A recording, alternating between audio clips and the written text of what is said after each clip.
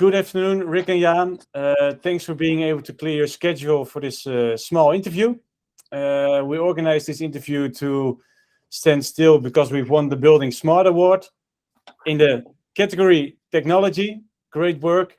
But before we start, Jaan, can you please start with introduce yourself? Yeah, hi, I'm Jaan Saar. I'm from the Ministry of Economic Affairs and Communications in Estonia. And we started implementing a BIM-based building permit process here in Estonia already a couple of years ago. And then, yeah, we're going live now with it very, very soon. Great. Good to hear. Rick? Rick Klooster, CTO at Future Insight. We're developing smart solutions for spatial challenges and involved in the BIM-based permit checking project in Estonia since 2019, since we started collaborating on it. Nice. Sounds good. Thank you. Jaan, first question for you. How did the demand for a BIM permit check for Estonia arise? What was the reason? Well, the reason is quite simple, because we wanted to improve the process. We've had a digital building permit system and a process managed by the ministry, but used by all the municipalities in Estonia already since 2016. And that was a huge boost and a benefit, but it was still kind of, a paper-based process converted to digital paper. And with the proliferation of BIM models and the increased use of BIM models in the industry, we saw that it's becoming a bottleneck, the whole permitting process, because the designers and the contractors were already exchanging information using BIM models, but there was a step in between. To get a building permit, you had to produce drawings, and you got feedback based on those drawings, and you had to redo the model, etc. So it was rather inefficient. So that really led us to kind of explore what are the opportunities to kind of streamline the permitting process, because every building needs a permit, and it's a huge potential saving that we can achieve by converting it to a BIM-based process. Yeah, that's really clear.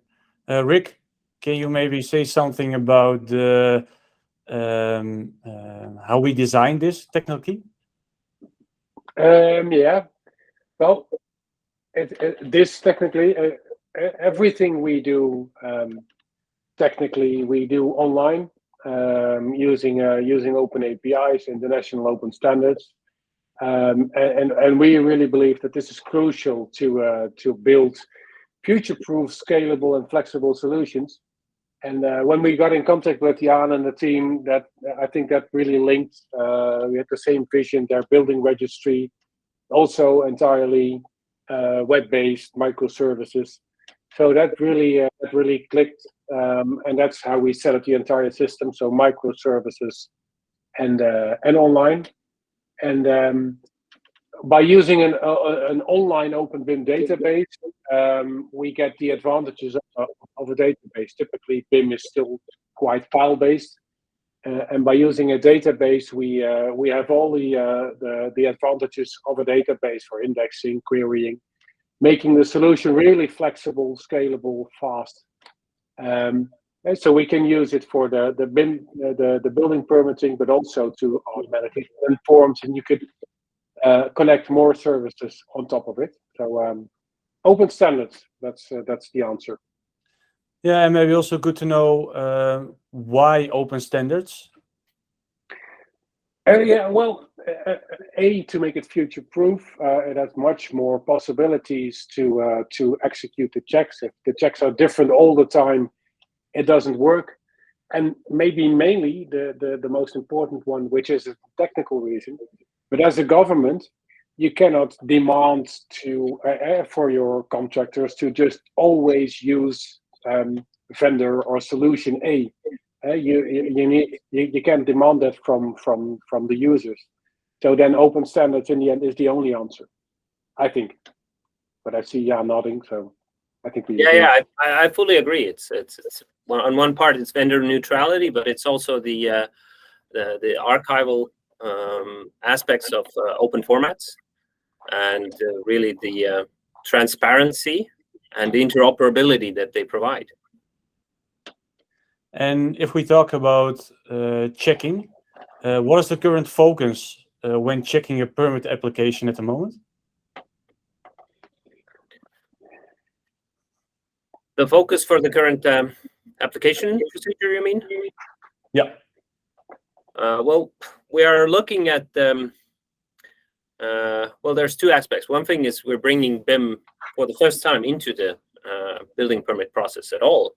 So having a visualizer in browser, cloud-based, everything as easy to use as possible for these municipality officials who are checking the permits and the applications.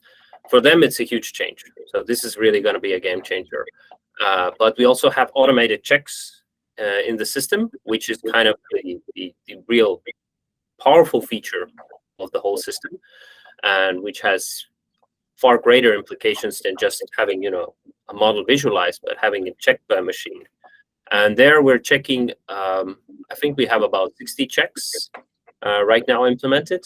And there's different types of checks, of course. There's for fire safety, there's for accessibility, and there's also for some other legal requirements. For example, having an entrance from an apartment to a public area, which is the requirement, and also the size of the rooms, etc. So there's quite a bunch of different legislations that we're checking against. But I would say this is just the beginning. So we kind of went through the, there's so many different standards and legislation and legal documents telling you what you need to check or what the design must meet to get a building permit. And we're really just starting to scratch the surface, but we need to get the system working in the live environment, into the hands of the municipality officials with real project to get the feedback on what we need to develop further. So I would say this is just the beginning. We're taking a rather broad approach with different checks for different reasons. But yeah, we hope to develop that a lot further. So a great start at the moment. Yeah. Nice. And Rick, we talked already about how it is designed technically. Can you maybe tell us something about how it looks like functionally? Yes, yeah, I can tell you a little bit about it. Of course, you should just see it. It's much easier. But the whole idea is, as Jaan mentioned, we're not the target group we're working with is not a technical group. There are people, a little bit, but not the traditional BIM people.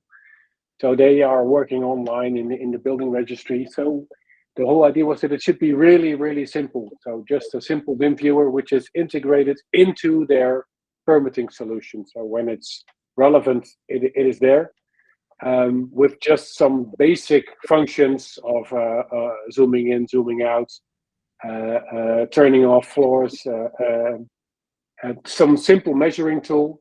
What is important is that you see the BIM design in the environment, so in the surroundings right away. We get the environment from the National Digital Twin from Estonia, so we don't convert anything, we just link to it, show it in there.